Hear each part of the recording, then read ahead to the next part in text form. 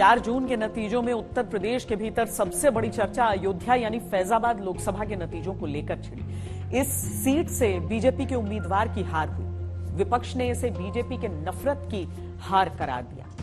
BJP इस नतीजे के सभी पहलुओं की अब समीक्षा कर रही है। भारतीय जनता पार्टी और भी सीटें हारती उत्तर प्रदेश में। आप जब अयोध्या का नाम ले रहे हैं, अयोध्या की जनता का मैं धन्यवाद देता हूं। अयोध्या की जनता का दुख दर्द आपने भी समय समय पर देखा होगा। उन्हें जो उम्मीद थी वहां की जनता को, जिस तरह के सरकार का कामकाज था, लोगों को मुआवजा नहीं दिया सही जमीन का, लोगों के साथ अन्याय किया, आपने मार्केट की कीमत से जमीनें नहीं ली उनकी। जब लैंड एक्विजिशन करने के लिए आप चले तो आपने दबाव बना करके, झूठे मुकदमे लगा करके उनसे जमीन छीन ली। आप किसी पुण्य काम के लिए आप गरीबों को जाड़ रहे हैं। तो इसीलिए मैं समझता हूं अयोध्या और आसपास की जनता ने भारतीय जनता पार्टी के खिलाफ मतदान किया।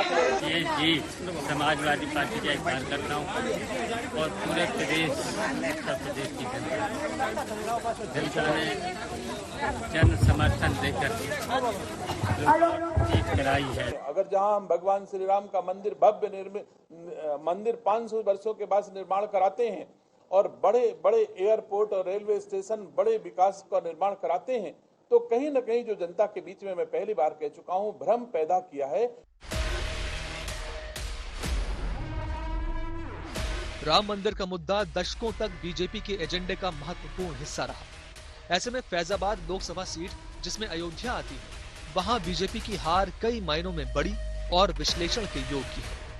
जनता ने साफ साफ अयोध्या में जनादेश दे दिया कि राम के व्यापारी हैं भाजपा वाले और इंडिया गठबंधन राम की पुजारी है। विधायक ने, किसी बड़े नेता ने, चाहे वो जिला स्तर का रहा हो चाहे अन्य स्तर का रहा हो, और किसी ने यह भितरघात किया है, इसकी जांच जो है गहराई से होनी चाहिए। मेरे इन हाथों ने अयोध्या की धरती को राम भक्तों के लहू से लाल लाल होते देखा है।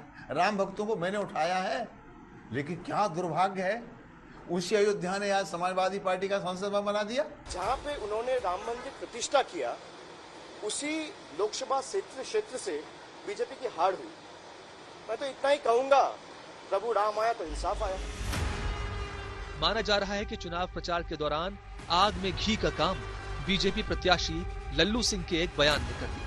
सरकार तो 272 पे भी बन जाता है, लेकिन 272 की सरकार संविधान में संशोधन नहीं कर सकती। उसके लिए 2/3 बहुमत से अधिक थी। विश्लेषक मानते हैं कि विपक्षी गठबंधन ने इस सीट से एक दलित को टिकट देकर पिछड़ी जाति को गोलबंद कर लिया, जो उनके लिए फायदेमंद भी रहा।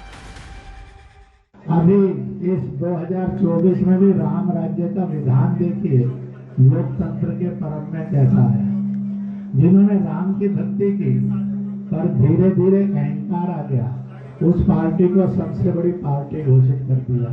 और उसका और जो पूरा उसको मत मिलना चाहिए, जो शक्ति मिलनी चाहिए, वो भगवान ने अहंकार के कारण दिया। जिन्होंने राम का विरोध किया, उनमें से किसी को भी शक्ति नहीं थी, सब मिलकर भी नंबर 1 नहीं बने, नंबर 2 पर खड़े कर दिए। इसलिए प्रभु का न्याय बड़ा विचित्र नहीं है, बड़ा सत्य है। जिन्होंने राम का विरोध किया वो सब सत्ता से बाहर हैं। जिन्होंने राम की भक्ति का संकल्प लिया, आज वो सत्ता में है और तीसरी बार की सरकार श्री नरेंद्र मोदी के नेतृत्व में बन गई है। देश उनके नेतृत्व में दिन दुगनी रात चौगनी तरक्की करेगा, यह विश्वास जन जन में जागृत हुआ है और ये विश्वास फले फूले, इसकी शुभकामना करते हैं। ये भी कहा जा रहा है कि इस चुनाव में मतदाताओं ने स्थानीय मुद्दों पर ज्यादा जोर दिया। विपक्ष भी इन्हीं मुद्दों पर चुनाव लड़ रहा था। अयोध्या चुनाव में बीजेपी की हार पार्टी के लिए आत्ममंथन का अवसर हो सकता है। ये हार बीजेपी को अपनी नीतियों, स्थानीय नेतृत्व और चुनावी रणनीतियों पर पुनर्विचार करने का मौका देती है।